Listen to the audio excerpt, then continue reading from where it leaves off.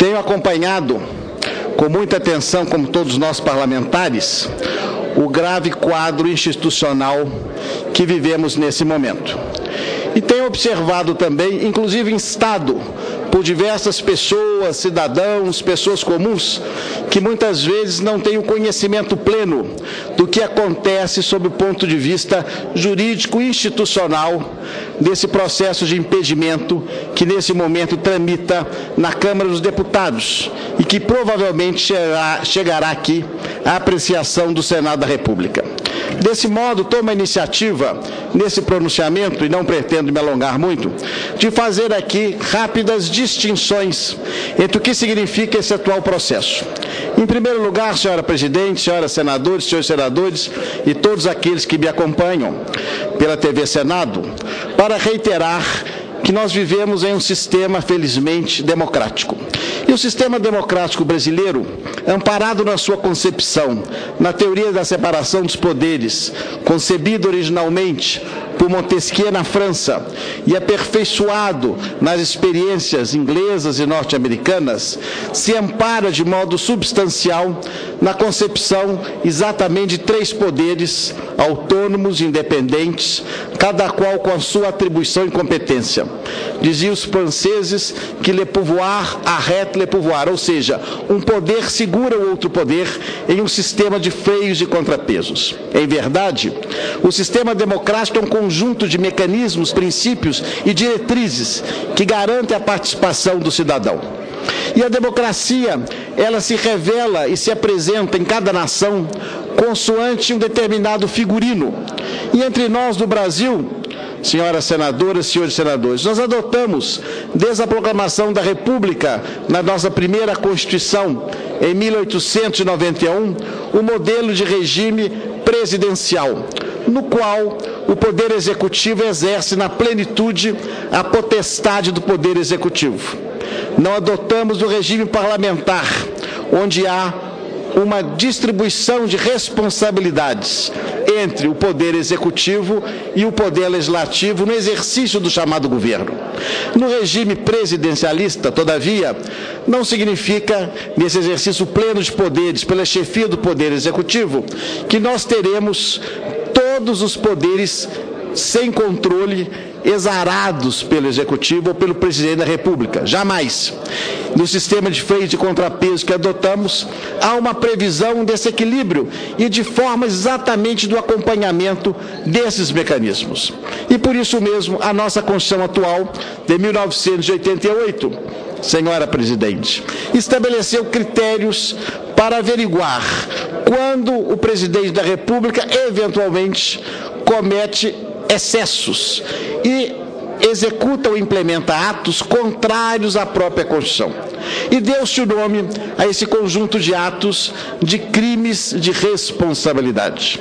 E eu mencionava há pouco que há uma distinção técnica muito importante entre o chamado crime comum, aquele elencado e apontado no Código Penal, regido pelo Código de Processo Penal na sua apuração e cuja competência de julgamento, apuração e consequência apenamento compete ao Poder Judiciário, ou ao Poder Judiciário Estadual ou ao Poder Judiciário Federal, conforme aquele crime comum que venha a ser cometido e a sua respectiva competência. Todavia, outro caso é o crime de responsabilidade. Esse não tem nenhuma vinculação com o crime comum. Na verdade, ele se baseia de maneira muito clara no exercício de razões e atos que contrariam a Constituição. Não tem natureza criminal no sentido leigo da expressão, mas sim no sentido institucional. São crimes que atentam contra a federação, contra os poderes, contra as competências institucionais das organizações constitucionais brasileiras. Estão elencados no artigo 85 da nossa Constituição. E no caso da ocorrência do crime de responsabilidade, a consequência a essa infração é o processo de impedimento. Portanto, o processo de impedimento, o impeachment, como se diz em inglês, significa na prática um julgamento dessa infração, que é uma infração política e institucional, denominada ou denominado crime de responsabilidade, que estão elencados, como eu disse de maneira clara, na Lei 1079, de abril de 1950, que dá o procedimento e foi recebida pela nossa Constituição nos termos, nos contornos e nos cânones colocados pelo Supremo Tribunal Federal, que cuida do acompanhamento relativo à parte formal. No merecimento, no mérito, no julgamento efetivo, se houve ou não houve ocorrência do crime, para a sua consequência aplicação da penalidade, que é o impedimento presidencial, nós temos a substituição dos órgãos regulares do Poder Judiciário pelo Poder Legislativo. E isso se faz de maneira lógica, não é um caso excepcional do Brasil. O modelo é o mesmo modelo que se aplica em diversos países que adotam o regime presidencial, como é o caso do modelo norte-americano. Nessa hipótese, o que nós temos é que o povo, através de seus representantes, quer na Câmara, quer no Senado, também somos representando os estados, nós passamos a ter a competência e atribuição de julgadores.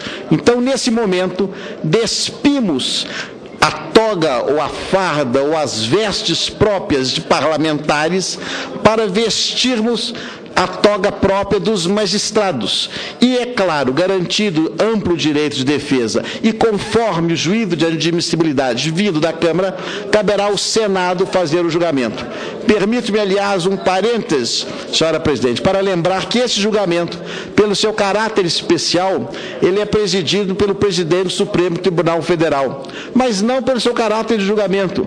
Na realidade, trata-se de uma questão histórica, porque no modelo constitucional anterior, quem presidiu o Senado era o vice-presidente da República, até a Constituição de 1967, senador Eumano.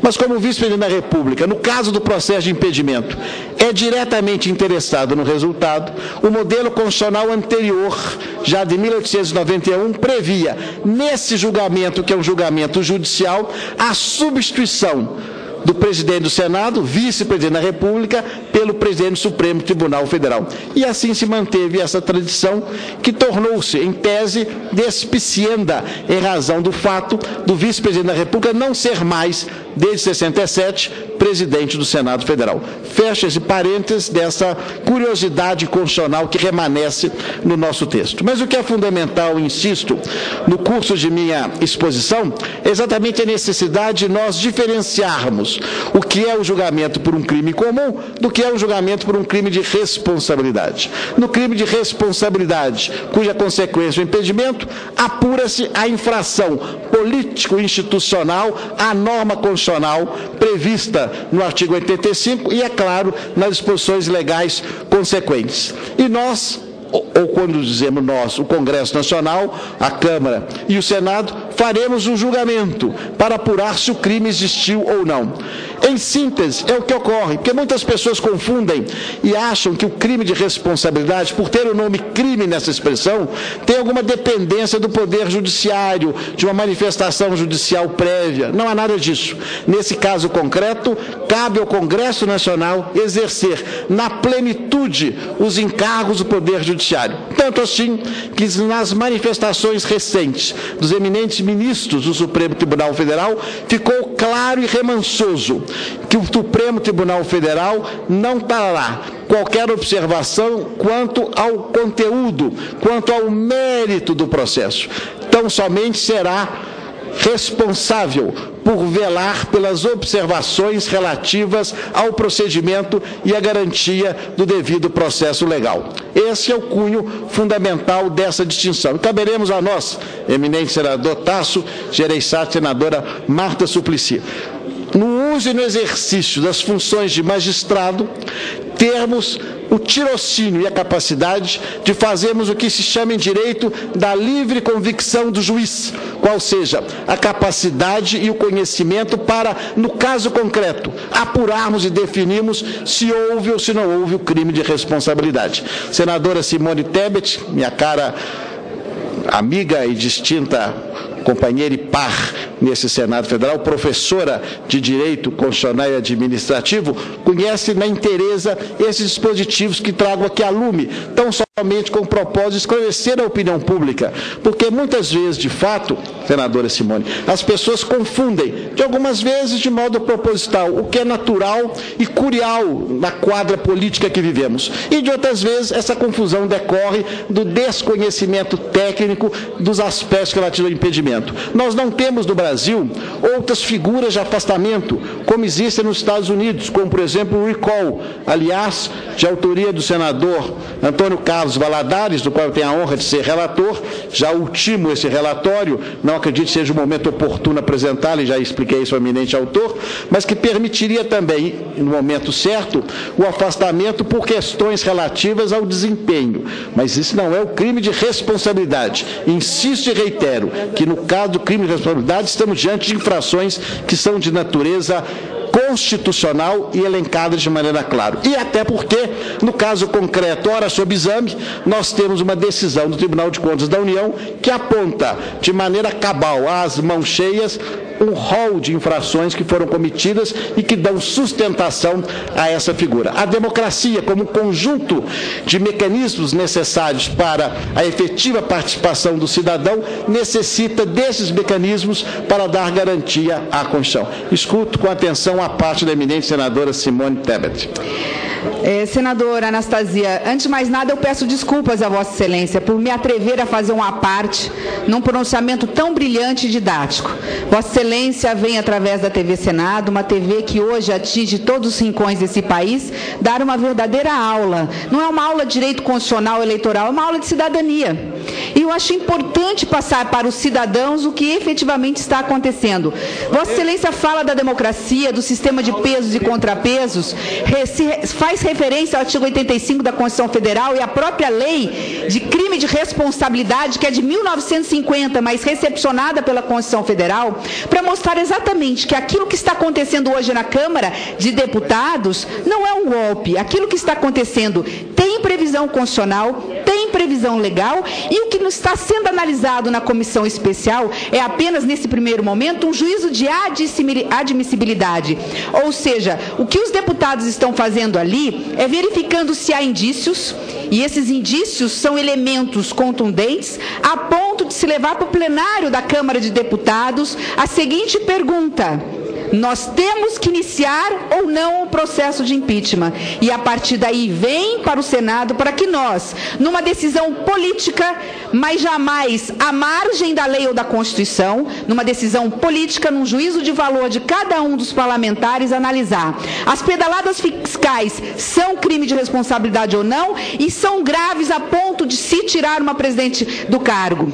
Os créditos extraordinários que foram realizados em pelo menos 5 ou 6 decretos não enumerados, sem autorização do Congresso Nacional, do Senado Federal, é um crime de responsabilidade ou não, e é grave a ponto de se tirar uma presidente do cargo. Eu acho que esses esclarecimentos precisam ser feitos, e eu estou aqui com muita tranquilidade, aprendendo com Vossa Excelência, né, eu brincando aqui com o senador Tasso, que eu sou uma pupila, como muitos somos, de Vossa Excelência, que sabe com muita maestria expor com muita tranquilidade, de forma muito didática, a questão.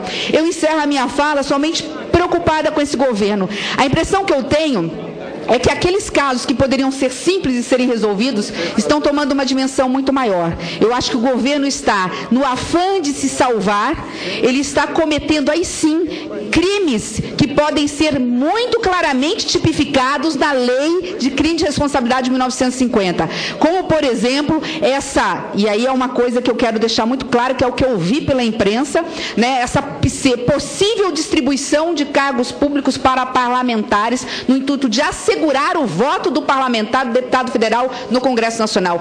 Nada é mais grave que isso, nem pedalada fiscal, nem crédito extraordinário sem autorização, nem possível nomeação gestão do presidente Lula com intuito, ou não estou aqui para dizer, não sei o que se passou na cabeça da presidente da República, de se garantir foro privilegiado ao ex-presidente. Nada é mais grave do que este crime, se for e acontecer. Ou seja, utilizar-se de cargos que não são próprios, são públicos, portanto, da sociedade, para se garantir, através de um suborno, de um leilão, ou mesmo de qualquer forma de corrupção, garantir o voto de um parlamentar. Isso sim é grave e é nesse aspecto que eu vou ficar muito atenta, porque isso é muito sério e fere de morte a democracia brasileira. Obrigada e desculpa pelo tempo da minha fala. Agradeço em demasia a eminente senadora Simone Tebet e tomo a liberdade de incluir em toto vosso à parte meu pronunciamento, e quero agradecer as suas palavras generosas, fruto de um gigantesco coração sul-matogrossense, tão gentil e afetuoso. Na realidade, senadora Simone, nós estamos diante de uma quadra muito difícil da realidade nacional. E é natural também que, sob o ponto de vista da aflição do dia a dia político, essas questões, como Vossa Excelência bem aponta, podem atropelar outros princípios, outros institutos, como temos acompanhado pela imprensa. Isso é muito delicado. Tenho certeza que nenhum senador da República, nenhum cidadão brasileiro, seja empresário, seja trabalhador, seja um professor, um aluno, qualquer categoria, de qualquer rincão do Brasil, deseja sentir, de fato, a crise que o Brasil atravessa, do ponto de vista ético, econômico, político, as dificuldades que estamos enfrentando. É muito triste observar essa realidade. E, lamentavelmente, o governo, e eu aqui dessa tribuna, no passado, já alertava e indigitava a falta de unidade, a falta de coordenação, a lacuna do planejamento, a omissão absoluta em diversos aspectos importantes que levaram a isso. Inclusive, é um ponto interessante. Vossa Excelência deve ter também tomado conhecimento, como eu, pelo noticiário, do parecer do senhor Procurador-Geral da República, doutor Rodrigo Janot, sobre a questão da indicação do ministro ex-presidente Lula, que ele, de maneira até insólita e singular, num caso concreto, ele reconhece o desvio de finalidades. Ele, claramente, o Deturne Manda e Povoar, tão famoso, para excluir do foro privilegiado, mantendo a nomeação, sugerindo, é claro, a manutenção da nomeação, mas que o foro remanescesse no primeiro grau. Quer dizer, é um caso único de desvio de fidelidade reconhecido no caso, o que é delicado. E Vossa Excelência também traz aqui a colação aspectos que podem gerar ainda mais dificuldade, porque aparentemente, agora, do seu ponto de vista político, o governo erra e insiste na mesma tecla, no mesmo erro, e mecanismos que já não funcionaram no passado. Mas agradeço muito a parte de Vossa Excelência pela sua gentileza. Gostaria, ao concluir as minhas palavras, senhor presidente eminente, senador Eumano, em dizer de fato, antes disso, a parte, então, o senador Tasso Gereissati, nosso companheiro do Estado do Ceará, e eu agradeço sempre pela recepção carinhosa de todas as terças-feiras. Senador Anastasia, eu não poderia deixar de aparteá-lo e parabenizá-lo pela aula e pelo didatismo de sua exposição. Nesse momento em que o país vive uma crise tão grande, em que nós todos temos o interesse tão grande, tão relevante de preservar a Constituição e de que ela não venha a ser arranhada 1 milímetro qualquer, e ao mesmo tempo temos essa ansiedade de ver acontecer esse processo que se desenvolve agora de impeachment da presidente em função de outros acontecimentos e de vários acontecimentos. A Vossa Excelência, como sempre, com um didatismo excepcional, nos dá uma aula a todos do significado do impeachment, até onde ele é constitucional, por que ele é constitucional, o que é crime de responsabilidade, quando se caracteriza como crime de responsabilidade. Quero até falar aqui que tanto a senadora Marta quanto eu aqui ouvíamos boquiabertos a sua aula, a fluidez dessa aula, o didatismo dessa aula, e não poderia deixar de até agradecer pela explicação que torna tudo tão claro, como se fosse uma coisa muito simples. Parabéns. Muito obrigado, senador Tasso.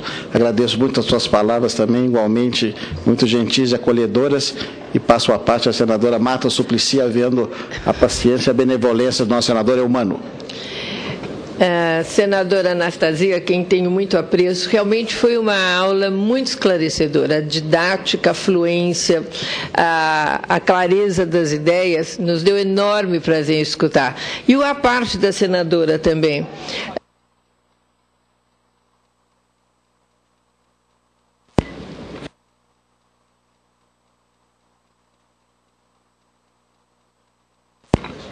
Que é outra colega que tem feito inúmeras contribuições na área do direito. Então, aqui nós dois realmente, senador Tasso, estávamos embevecidos, é a palavra que descreve bem o nosso encantamento com uma exposição tão clara. E é muito bom que nós, aqui no plenário, estejamos aproveitando essa aula, mas sabendo que milhões de brasileiros, pela TV, Senado e pelo rádio, também estão aproveitando dela. Parabéns. Muito obrigado, senadora Marta, mas o nosso aprendizado é sempre coletivo. Todos nós aprendemos muito uns com os outros. E é interessante observar, e caminho pelas ruas em Belo Horizonte, no interior de Minas, e as pessoas me abordam sobre essa questão do impeachment, do impedimento. Aliás, uma palavra que é utilizada em inglês, mas já se incorporou ao nosso vernáculo na sua língua, na sua origem saxã.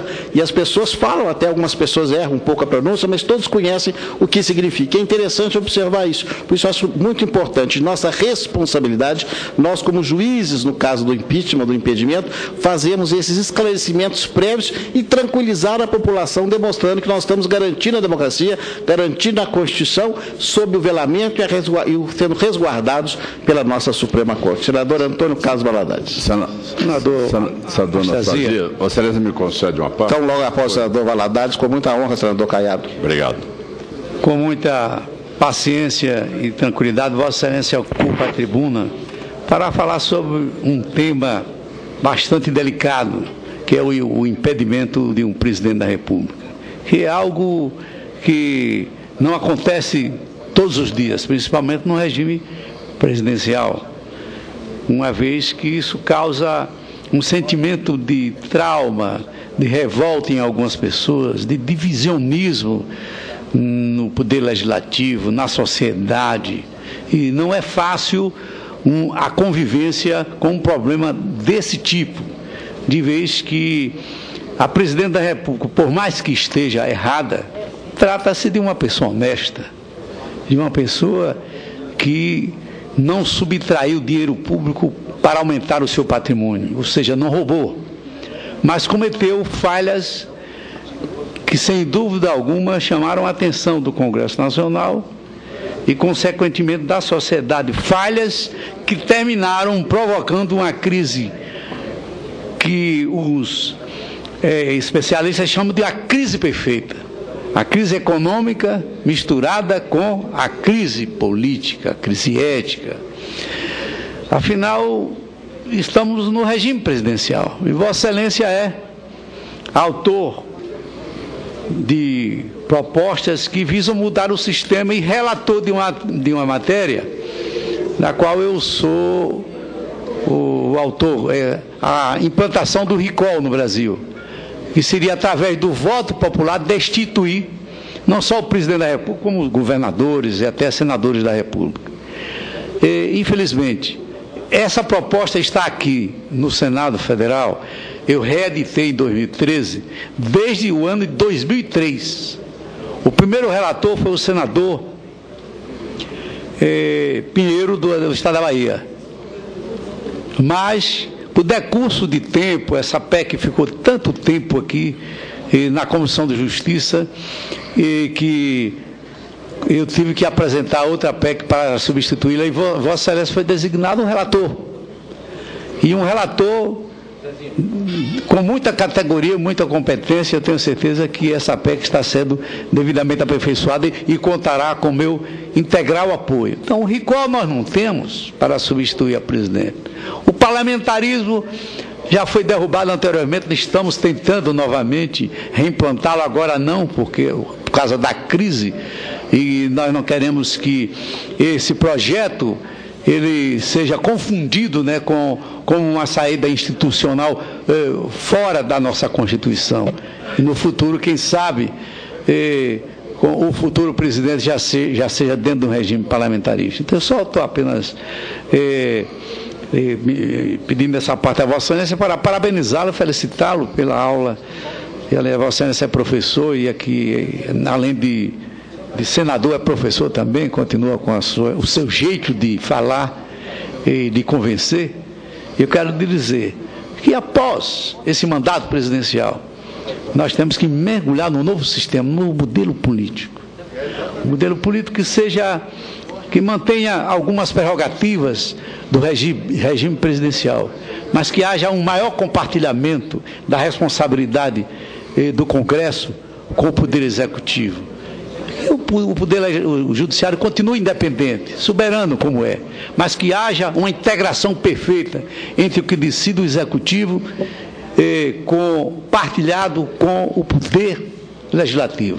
Aí, quem sabe, nós alcançaremos a paz política e que os governantes que não estão administrando bem possam ser substituídos sem causar nenhum transtorno, nenhum constrangimento, nenhum trauma da nação, como agora está acontecendo em nosso país. Muito obrigado, senador Antônio Carlos Valadares, pelas lúcidas observações que constam de vossa parte, que igualmente peço a incorporação em meu pronunciamento, e lembrando que Vossa Excelência, como autor do Instituto do Recall, o Recall acaba sendo, no presidencialismo, o que é a moção de desconfiança no parlamentarismo. Só que a moção de desconfiança, a queda do gabinete, se dá no âmbito parlamentar. E o Recall, no modelo norte-americano, e conforme sugerido por Vossa Excelência, no modelo presidencial, se dá ouvindo os eleitores, ouvindo todos aqueles que votaram. Então, é claro que é um mecanismo mais complexo, mas muito bem acolhido, e tenho certeza e pretendo me desincumbir com rapidez e celeridade da missão e da honra que tenho de ser relator desse projeto, da vossa proposta de emenda à Constituição, ainda nesse semestre, para que o seu debate seja bastante agudo, dada a oportunidade do assunto. Agradeço muito a Vossa Excelência, e para concluir o derradeiro à parte, ao senador Ronaldo Caiato, pedindo escusas ao nosso presidente, já em caminho para o encerramento. Muito obrigado. Senador Anastasia, Vossa Excelência, com muita tranquilidade e com conhecimento profundo que tem, faz um relato no dia de hoje mostrando o quanto nós estamos tendo a cautela e a preocupação de seguir exatamente aquilo que é o respeito à Constituição brasileira, a manutenção do Estado Democrático de Direito, deixando claro para que todos possam entender que golpe significa exatamente o desrespeito, o descumprimento das normas legais e das normas constitucionais.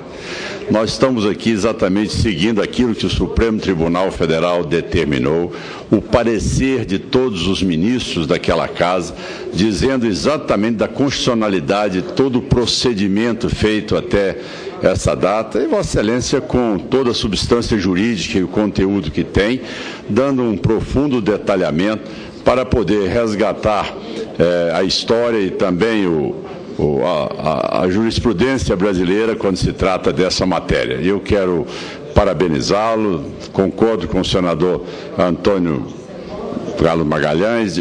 Carlos Valadares em relação ao problema da mudança do sistema eleitoral brasileiro.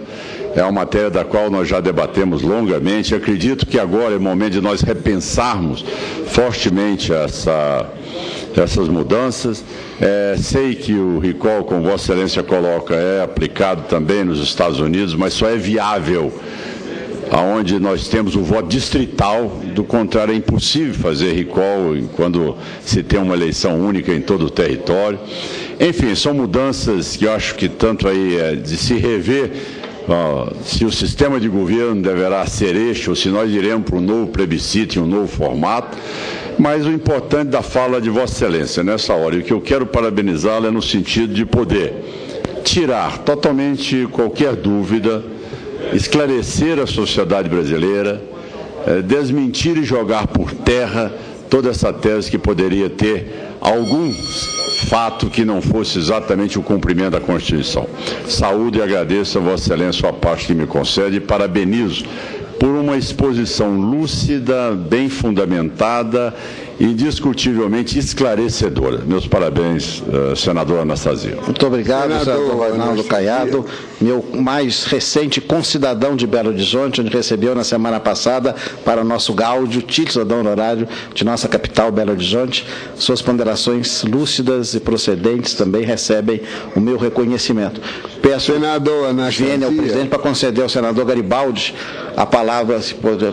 Senador Garibaldi. Eu também quero agradecer a Vossa Excelência por essa aula, mas dizer que o que me impressionou foi que Vossa Excelência ficou o tempo todo do seu discurso, que eu poderia chamar também de exposição, ficou o tempo todo pontuando que era uma decisão política, que todos nós sabemos que é uma decisão política. Mas Vossa Excelência usou uma linguagem técnico-jurídica que me deixou impressionado. Realmente Vossa Excelência detém conhecimentos de natureza jurídica, eu que sou apenas um bacharel em direito, que me deixou, eu diria, até embevecido. Agradeço a Vossa Excelência. Muito obrigado, senador Garibaldi. As observações também muito afetuosas e generosas de Vossa Excelência. E queria, senhor presidente, concluindo então dizendo isso, simplesmente, fora da Constituição não há solução. Nós devemos manter sempre os procedimentos, a defesa da democracia e a análise dos episódios e dos fatos ocorridos conforme consoante os ditames constitucionais. E é isso que está acontecendo agora e tenho certeza, é nessa toada que seguiremos aqui no Senado, caso chegue à apreciação dessa casa o processo de impedimento. Muito obrigado.